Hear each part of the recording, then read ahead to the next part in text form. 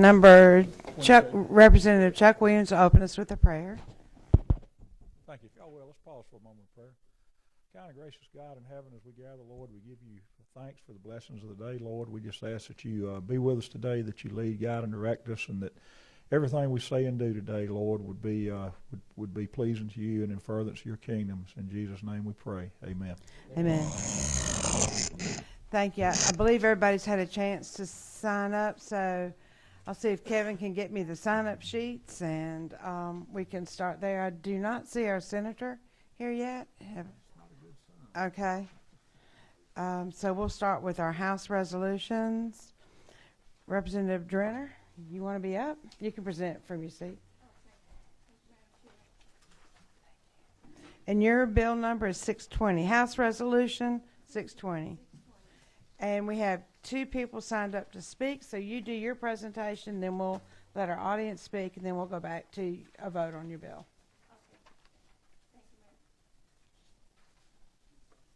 What number? 27. Got it. That's my age, too. That's mine times 3. Good morning, everybody. Thank you, Madam Chair, for the opportunity to present this resolution today. The purpose of House Resolution 620 is to urge local boards of education to provide educational awareness regarding renewable energy. As you know, the use of renewable energy systems in a school provides opportunities to teach in a tangible way. Schools struggle to get and keep students engaged in the study of science, while sometimes industry struggles to attract employees with advanced technical skills. And the use of these systems on a campus acts as a living science lab, helping students to learn about the science and the use of technology at the same time. So translating scientific concepts into working physical models offers an unparalleled opportunity for students to practice creative and critical thinking and to problem solve in a tangible way. Green Power EMCs have a program right now entitled Sun Power for Schools. It's currently working with 35 schools, which is the largest solar education initiative in Georgia. And this resolution is just simply to encourage more school systems across the state to explore similar educational practices. Okay. Thank you. Before we go to our people who wish to comment on the bill, are there any questions for our bill's author from our committee members? Okay, the first 18. Just identify yourself and ask your question. Representative Kevin Tanner. I support the concept personally of having green energy taught in schools because it is a marketable skill out in today's society. But the question I guess I have, I'm a licensed light commercial contractor, so I've got some experience in the building industry. Mm-hmm. As a former county manager, I also was in charge of building quite a few government buildings. And one of the things that I always did when we were doing a project is I did a cost analysis to determine, you know, if we're going to put in this lighting and it's going to cost X number of dollars more than traditional lighting, what's the payback time? And if the payback time was longer than the life expectancy of the product, then wasn't good government, in my opinion. Not a good use of tax dollars. It made us feel good, maybe, but it wasn't a good use of tax dollars. So I guess my question is specifically on lines 11 through 14,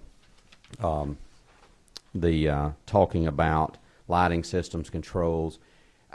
I guess my suggestion would be is that we just make it clear that if it's cost effective, that they'll look at do a cost analysis and look to determine, is this a good use of government taxpayer funds? And in many cases it is, but there are a lot of green systems out there that will never pay for themselves. And as technology is changing so rapidly, these things get out of date. And if you take a heating and air system that has a life expectancy maybe of 7-10 years, if it's never going to pay itself back for 20 years, then it's, in my opinion, would be a waste of taxpayer dollars to put that system in. So that's just a thought. I'd just like for you to consider that. I support the idea of teaching this in schools because I think it's a marketable skill, but I would be concerned about schools and using taxpayer dollars to put something in that's not cost effective. Thank you. Representative Drenner? Representative Tanner, I think I appreciate your question, and I would agree with you that installing systems that were not cost effective would not be a good use of taxpayer dollars.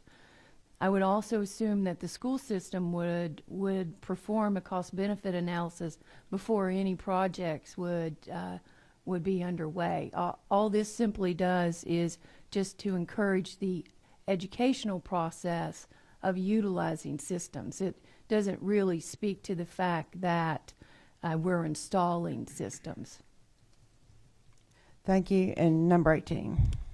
I'll just say that don't ever assume that local government entities are going to do any cost analysis before putting something in that feels good, because it doesn't happen in the real world.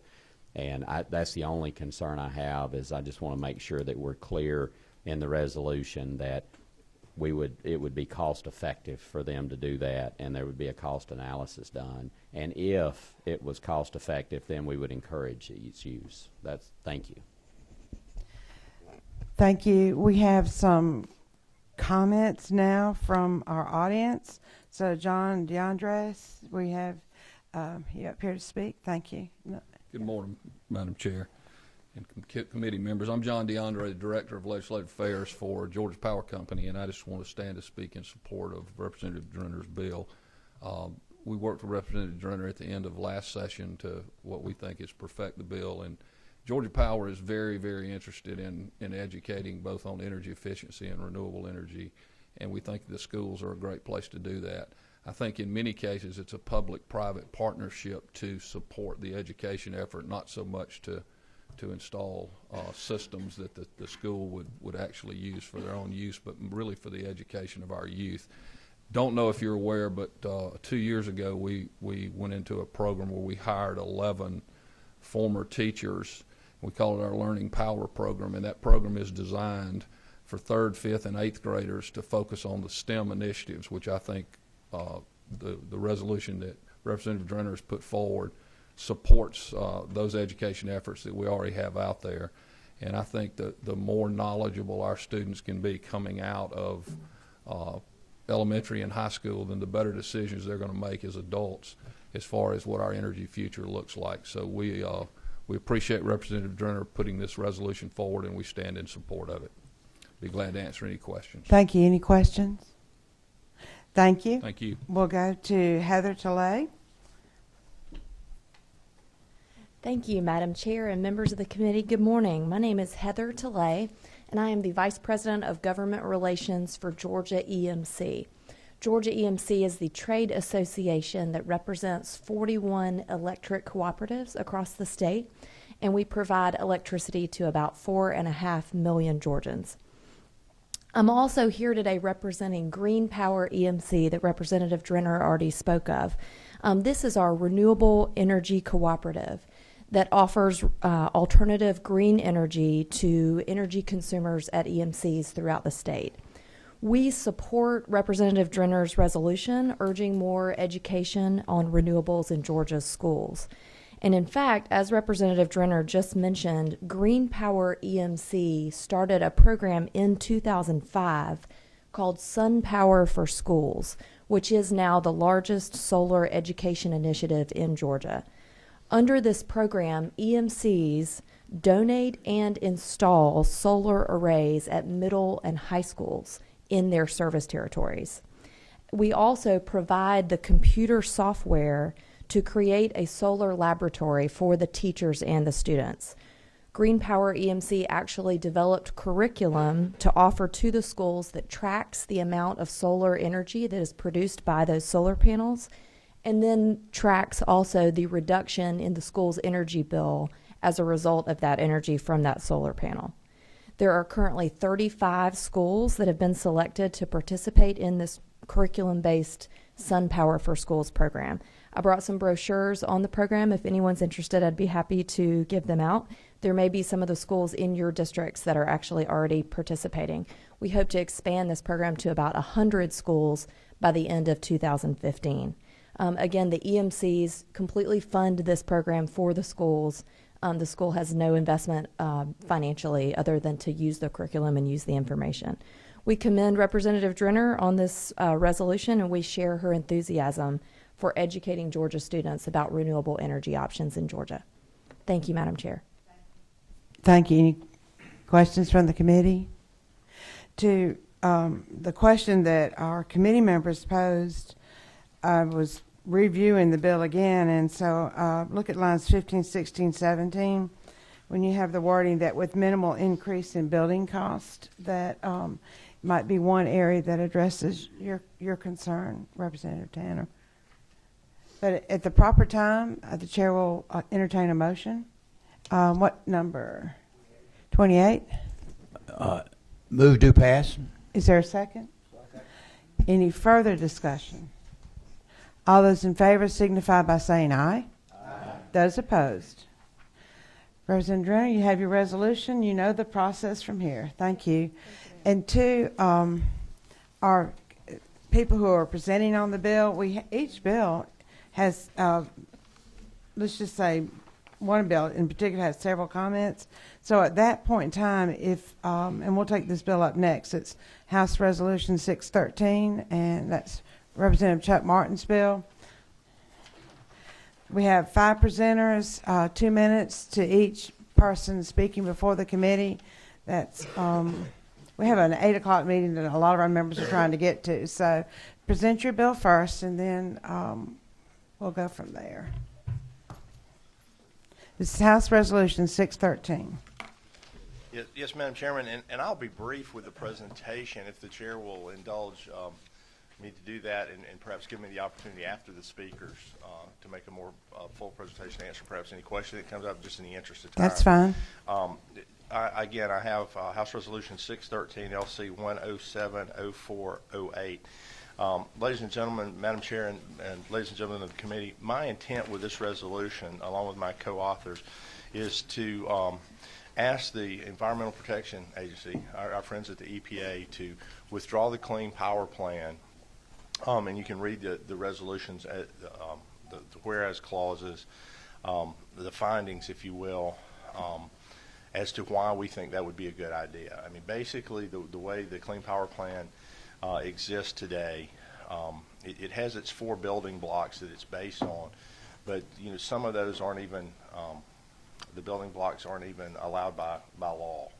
The outside the fence, as they say, the end user reductions that they've come up with. It's just we have an issue going on right now where even if they're right, I would respectfully say it's wrong for the country. So even if they're right, and I don't necessarily stipulate that the Clean Power Plan will have a major impact on the lives and abilities of people in the U.S. to be more healthy, as they claim, they're wrong in that it can't happen in the time frame. They're not giving credit to a state like Georgia for the things that we've done. For instance, we get no credit for the units 3 and 4 going on down at Vogel. Just in brief, we've had a 30% reduction of our emissions that we are given no credit for in Georgia, and I think Georgia is the 6th most impacted state from the clean air. So again, I could go through the resolution paragraph by paragraph, and I'm prepared to do that if need be, Madam Chair. But I would just put this resolution before you, and that we have encouraged this House and Senate last year by joint resolution, EPA to lengthen the comment period, to listen to people. What this resolution does is ask them, again, to take the comments that they have gotten from our EPD director, our Attorney General, our Governor, and their like parties across the southeastern United States. Take those comments into heart, and if they do that, that plan, the Clean Power Plan, needs to be withdrawn, reworked, and it needs to come back in a form that's attainable and is good for the state of Georgia and the United States. And Madam Chair, again, I'd go through the resolution in detail. Thank you. Why don't we have the comment from our audience, and then we'll get back to you, Representative. You stay put. They'll speak from that platform.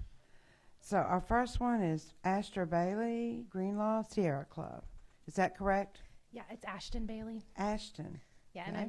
I'm a staff attorney with Green Lime here on behalf of the Sierra Club. And today I'm speaking out against House Resolution 613. But first I'd like to take a step back. As we all know, Georgia's already leading the way on solar in the Southeast. This solar growth and other clean energy investments are already creating a stronger Georgia. For example, we've created 20,000 clean energy jobs in the state, and the clean energy field generated almost $3 billion in gross revenue in 2013 alone.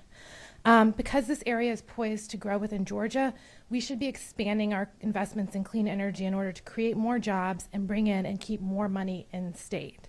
Expanding such investments will also keep costs for consumers stable and create a more resilient energy system.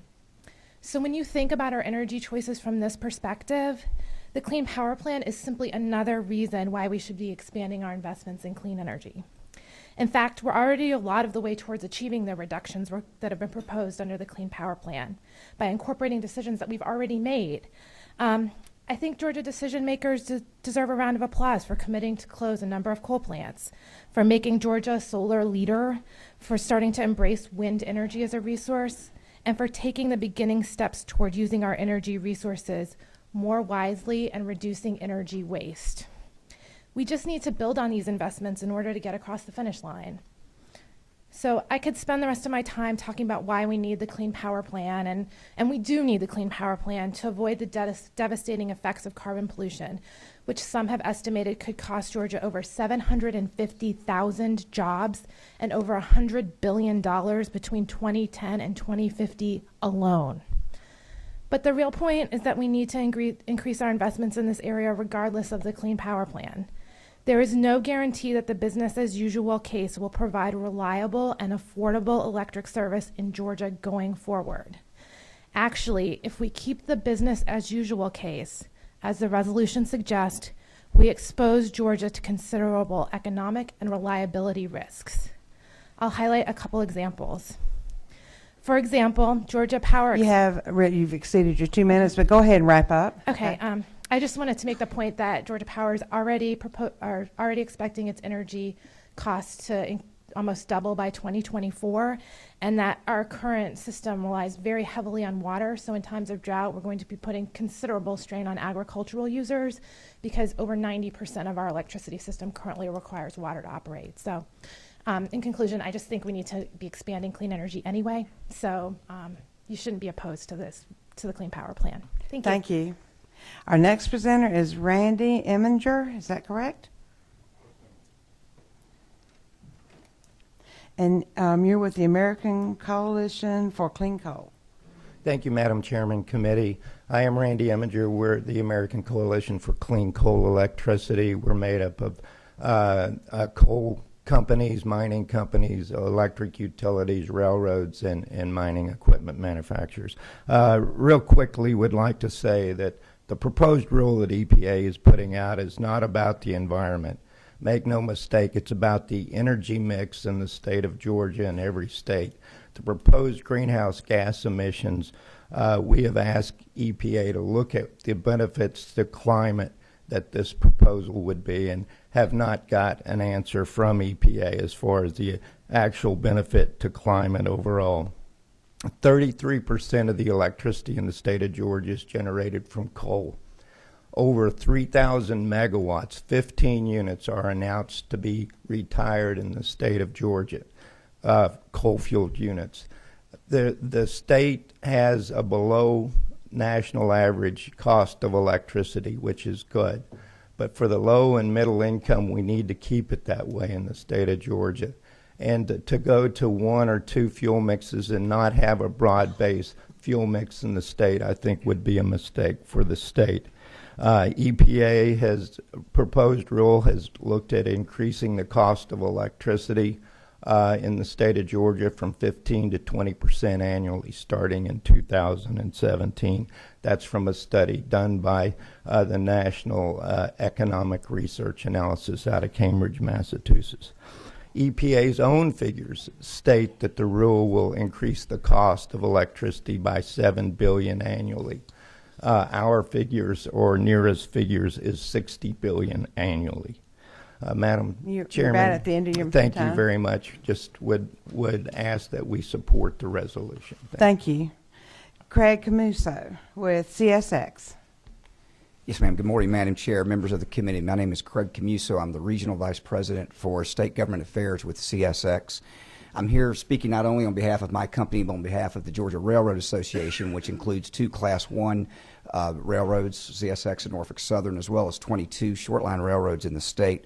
We're here to speak in support of the resolution. The carbon footprint that the railroad industry has been able to reduce over the last few years, we're very proud of. We're very proud of that fact. All the while, also our coal, the amount of percentage of coal that we move has decreased dramatically. As a matter of fact, to the tune of about a couple $100 million over the last few years has been lost by the railroad industry as a result of the power plants that have closed, which is fine because we understand the need for clean energy, and we applaud the efforts of the state, the utility companies as they move towards that. However, the domino effect for the railroad industry has been the amount of money that we have lost and our ability to continue to invest in our infrastructure, and also the amount of jobs that are created or not created by a result of this. And my partner with our unions will speak to that effect shortly. I know time is short. We do support the efforts of the Environmental Protection Division, the Public Service Commission, as well as our Attorney General and the Governor with regard to this plan.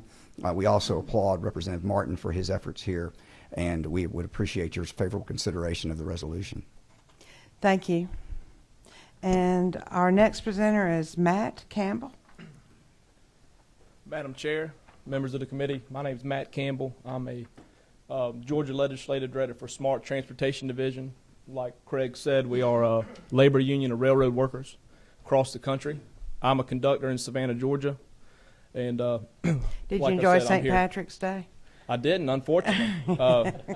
I've been, since I was carried in a stroller, but I wasn't able to make it this year. Thank you. Go ahead, sir. Anyway, Sorry, you get that time I get back. those 15 seconds back.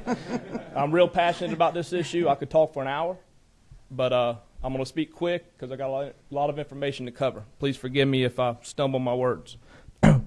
Railroad workers in general are concerned about this clean power plan. We're concerned about our job, the impact it's going to have on our future, the future of our industry. Some railroad facts and figures for you all to consider are that nearly 40% of all freight rail cars are coal cars. Coal's provided revenues to build and rebuild America's railroads. Tax dollars don't build railroads. The money we make from shipping stuff does, and 40% of that's come from hauling coal. 20% of all freight rail jobs involve hauling coal. These are great jobs. These are not temporary jobs. These are not stepping stones. These are lifelong careers. My father was a railroad conductor for over 40 years. He was able to put my brother through the University of Georgia, my sister and I through Armstrong and Savannah, and my baby sister through Georgia Southern University on a railroad conductor salary. It's a great job. In Savannah, where I work as a conductor since I was 19 years old, we would sometimes haul between 6 and 8 coal trains a day. We are down to about 2 or 3 a week. What that means is they don't need as many of me. They don't need as many conductors anymore. There's not as much money rolling through the railroad. That means a loss of these great jobs, a loss of this way of life, and it is not good. Like I stated before, these are not stepping stones, these are careers. A lot of times these jobs, like in Jessup, Georgia, Waycross, Manchester, they're in rural areas where there's not other comparable employment. Where are you going to find a job in Waycross or Manchester that makes $80,000 a year or better plus benefits? You're not going to do it. And with this coal, the way it's being hit and shut down, they're going away fast. You have about another minute, sir. All right, I'll sum up. We proposed to the EPA several common sense recommendations. I believe they followed on deaf ears. They're still going through with this plan, and it needs to be delayed. The common sense stuff would take into consideration a realistic timetable. A timetable where states could put together a plan to submit it for review, something that works for all Georgians, something that works for everybody that lives in Georgia. It also, their plan doesn't give the states any credit for prior CO2 reductions. That's not good. That's not good enough, and we need to delay this plan and get something that works for everybody. Before I close, I just want to tell you, I love the environment. I'm an outdoorsman. I care about it, but I also value my career. and I don't know what I'd do if I didn't have my career. You know, it doesn't do me any good to be able to go fishing and all that if I don't have money to put gas in my boat. I need my job. The people I represent in Georgia, 25 freight railroads. I represent a lot of the conductors, yard masters and stuff like that on CSX and Norfolk Southern and Amtrak. They need their job. They got families to support, and we support it by hauling coal. I'll be happy to take any questions. Thank you, sir, for your presentation. We'll let the bill author summarize for us. Thank you very much. Our last presenter questioner is Doug Mile with the Georgia Chamber. A couple minutes. Thank you, Madam Chairman. Good morning, members of the committee. My name is Doug Mile, representing the Georgia Chamber. The Chamber supports this resolution, and we acknowledge the proactive role that Georgia's energy generation and transmission providers play in the provision of clean, safe, reliable and affordable electricity to millions of customers across Georgia.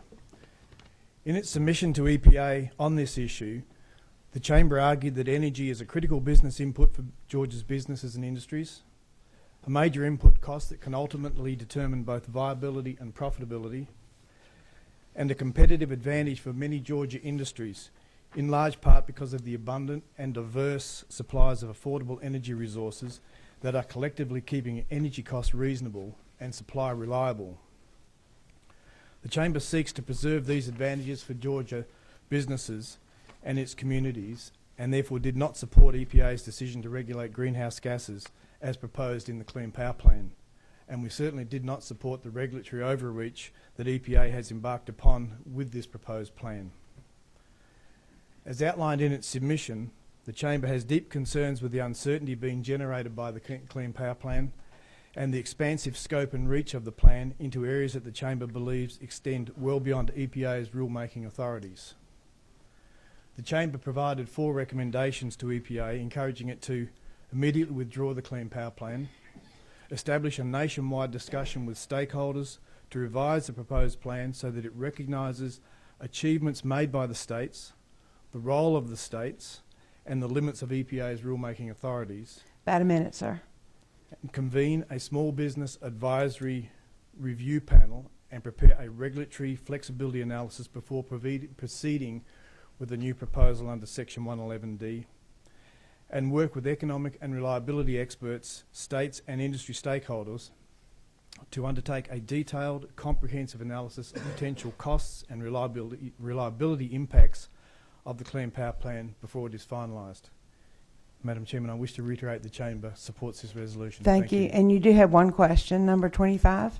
I'm sorry, Madam Chairman. I yourself. had a comment after the speakers. I'm sorry. Okay, I hit all the right. button too Thank soon. you. That concludes our speakers, and so back to you, sir. Thank you, Madam Chairman. I want to speak in favor of this resolution. The coal-producing industry has made huge strides over the years in reducing the emissions coming from coal producing. This Clean Power Plan, in my opinion, is an example of the EPA's continuing overreach into the lives of citizens of not only Georgia but the entire country.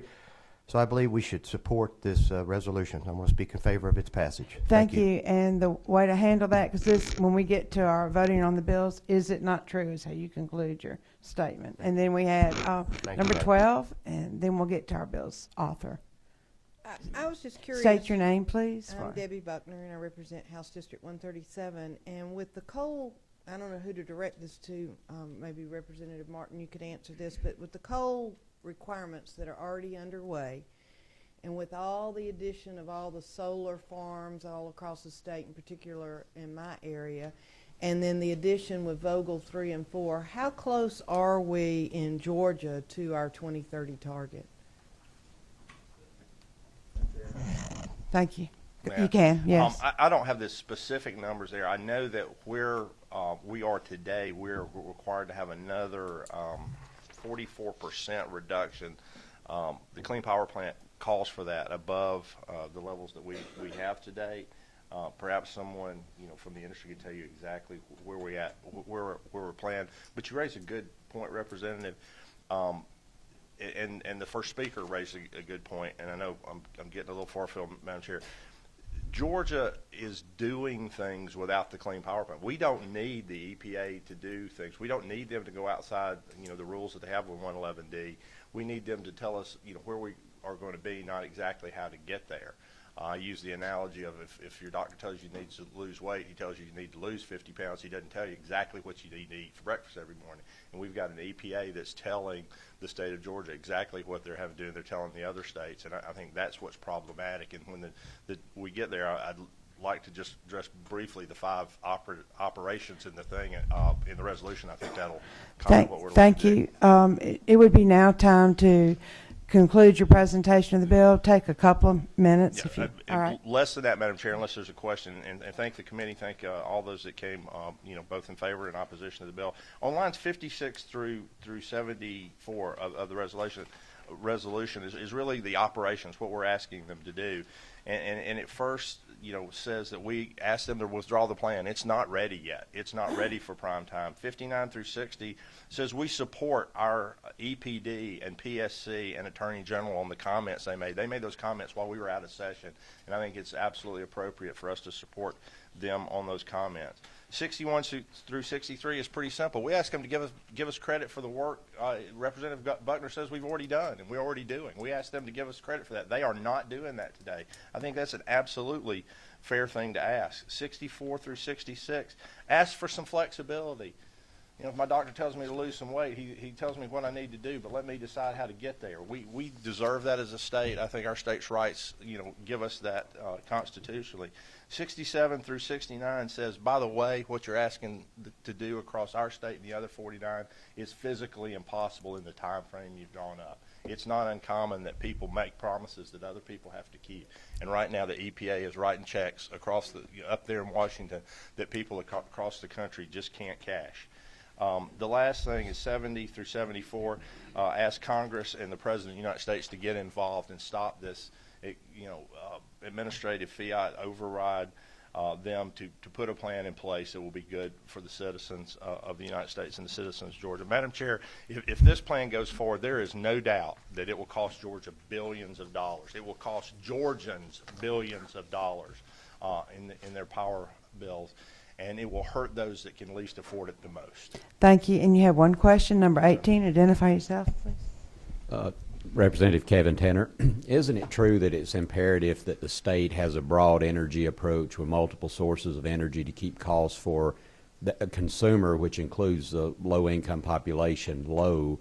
And also, isn't it true that Georgia Power, the EMCs, and other companies have already moved away from coal and in that direction? But it's essential we keep coal as one of those alternative energy sources. Yes, sir, that is absolutely correct. And it further brings a point that state law requires our PSC for our utilities to use the lowest next, I can't recall the words they use, but the next kilowatt hour has to be generated at the lowest cost. Our state law requires that. The Clean Power Plan would be a federal agency rule that goes in direct contradiction of that, and it's sure to cause more court challenges that are currently in place. The gentleman is absolutely correct. Madam Chair, at the appropriate time, I'd like to be recognized for a motion. This is the time. I move do pass. Is there a second? Second. Is there any further discussion? All those in favor signify by saying aye. Aye. Any opposed? Thank you. You have your bill. Thank you, Madam Chair. Thank you. And number 27. I wanted to make a statement. Statement would be in the form of a question. Okay. Is it not true, Representative Martin, that I support the reduction of carbon dioxide and the use of renewable energy? And the fundamental basis of the Clean Air Act is predicated on cooperative federalism. Is that not true? Mm-hmm. And is it not true that this plan has not included the states as decision makers in the process? So that was a good conclusion for you. Thank you. Thank you. We have one more resolution and we have one more speaker. It's House Resolution 601. And if our speaker, Doug Mile, will be coming forward, I will go ahead and present this bill. Turn the mic over to Representative Harden.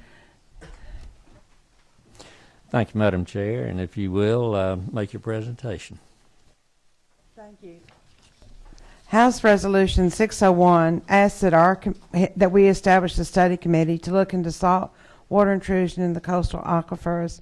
We had a saltwater intrusion study several years ago before we had our statewide water planning districts, and now we have those districts in place, and they have certain parameters in which to evaluate the situation. So in talking to the people from that area, especially those in the yellow zone and the red zone, which means that it will be more and more difficult for those areas to access their water or discharge their water.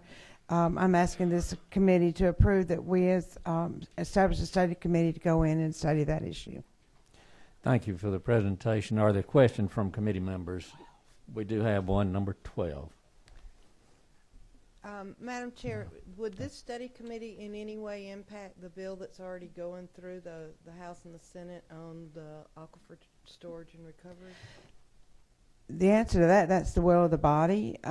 This is looking for an in-depth study. There are several different factors in a saltwater intrusion study and in the coastal zone: population forecast, economic forecast, water quality, water quantities. So the bill you're referring to is a specific bill on a specific point. This was something I'd been working on for some time, and much, much broader. Thank you. Thank you. All right, thank you, Representative Buckner. Any further questions of Madam Chair? One presenter. All right, we have one presenter signed up, Doug Weil. Yeah. And please, 2 minutes on the presentation. Mr. Chairman, members of the committee, Doug Mile, representing the Georgia Chamber, and I thank you for the opportunity to speak to this resolution. It is timely to renew discussion on management of groundwater resource in the coastal regions of Georgia, and specifically include the reality of saltwater intrusion in coastal aquifers in these discussions. As the Coastal Regional Planning Council revealed in its 2011 Regional Water Plan, groundwater accounts for approximately 28% of the region's current water supply. It is now and will continue for it to be an important component of the region's water supply reserves. It is therefore a resource that deserves and requires proactive management to ensure that it remains a viable part of the water supply set for the coastal regions. Saltwater intrusion is already a real issue in parts of coastal Georgia.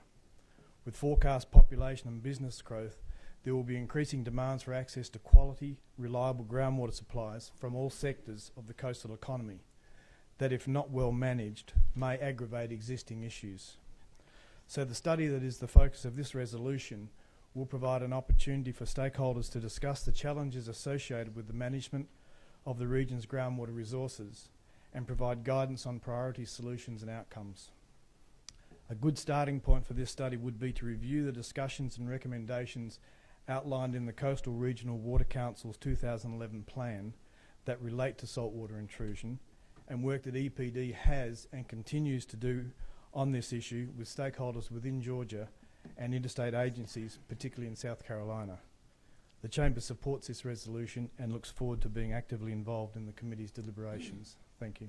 Thank you very much. And I have two, I don't know whether questions of the presenter or statements, but number 22, please. Chairman, make a motion appropriate. Okay, that time is not appropriate. We have another question, 27.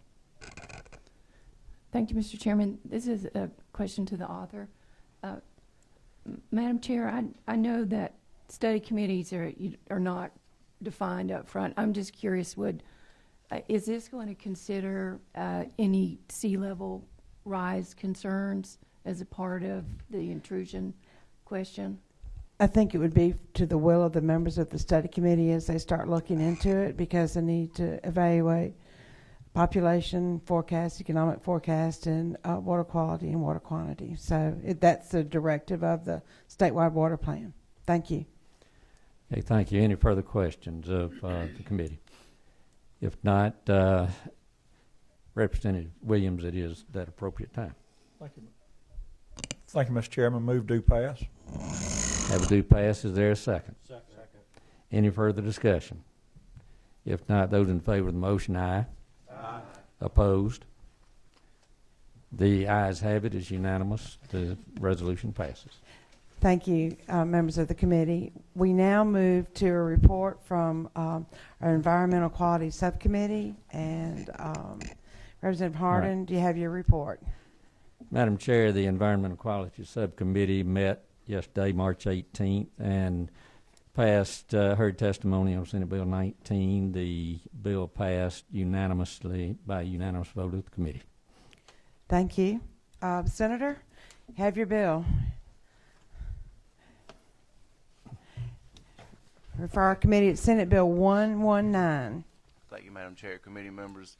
Senate Bill 119 simply makes the first Monday of May Water Professionals Appreciation Day.